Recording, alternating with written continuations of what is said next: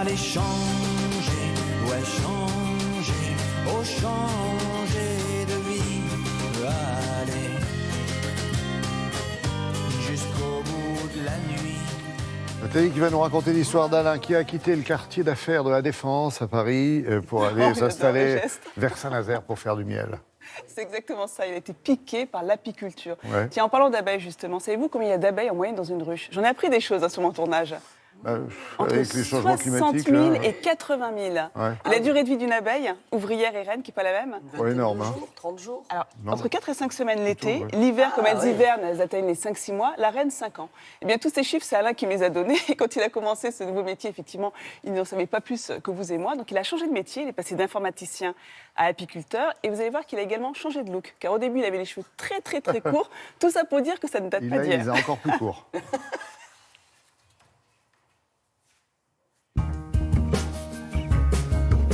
Chaque année, au moment où ces abeilles hivernent, Alain part à la rencontre des chefs cuisiniers, des pâtissiers et des chocolatiers qui ont été séduits par son miel.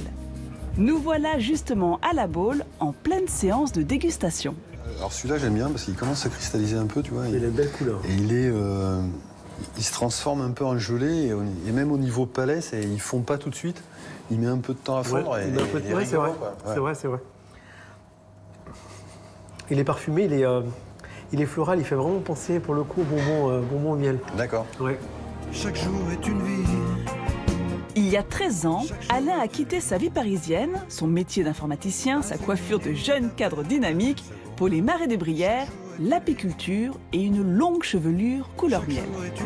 C'est vrai quand on vient ici, tout seul avec nos abeilles, c'est vraiment fabuleux, quoi. Il y a un silence, et il y a une faune qui est pas très grosse. On n'a pas d'éléphant, on n'a pas de tigre ici, mais on a plein de petits oiseaux, on a plein de les ragondins, les petits mulots. Là. Il y a toute une vie qui s'organise et qui est différente à chaque fois, puisque normalement tout ce qu'on voit là, c'est noyé. Nous voici en plein cœur du parc naturel régional près de Saint-Nazaire. Sur cette île, Alain a installé une vingtaine de ruches. Ici, les abeilles cohabitent avec les vaches. Où vous avez appris ce métier d'apiculteur ? En fait, j'avais des copains qui étaient partis en campagne et puis j'allais les voir. Et puis en fait, on avait pris un peu l'habitude de faire la récolte ensemble. Donc ils m'ont appris un peu à manipuler, on faisait les récoltes. Il y avait 5-6 ruches, quoi. On rigolait, c'était histoire de se retrouver et puis de faire un truc sympa. Et quand je suis reparti de la Défense, de la région parisienne, j'avais envie de ça, quoi. À quoi ressemblait votre quotidien à la Défense ? C'était du travail. On travaillait, quoi, en fait. Vous travaillez aussi en tant qu'apiculteur ? Oui, on travaille, ouais, mais c'est différent. Là, aujourd'hui, je m'intéresse à ce qui se passe autour de moi, l'écosystème, on rencontre des gens, on est plutôt dans la recherche, on est plutôt dans des choses comme ça. Après, à la Défense, c'était vraiment une vie de travail. Alors, j'ai aimé, j'ai adoré ce que j'ai fait. J'ai vraiment adoré ça. Mais à un moment donné, je me retrouvais pas. J'étais quelque part dans une masse. Et en fait, j'étais pas un individu. Et je crois que les gens aujourd'hui ont besoin d'être des individus à part entière et de se reconnaître à travers leur métier. Aujourd'hui, Alain produit entre 12 et 14 tonnes de miel par an et travaille avec une trentaine de restaurants en Pays de la Loire, en Bretagne et à Paris, dont certains sont étoilés. Moi, je pense qu'on ne peut pas vieillir avec des regrets, quoi. On est obligé de vieillir avec du plaisir, sinon on devient aigri, peut-être. Donc heureux dans cette nouvelle vie ? Heureux de m'être retrouvé, en fait. Voilà. Je suis très heureux de m'être retrouvé.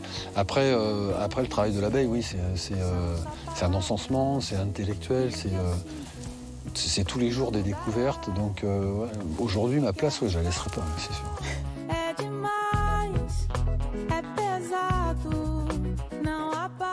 Alain ne connaît pas la crise, lui. Non, il ne connaît pas la crise.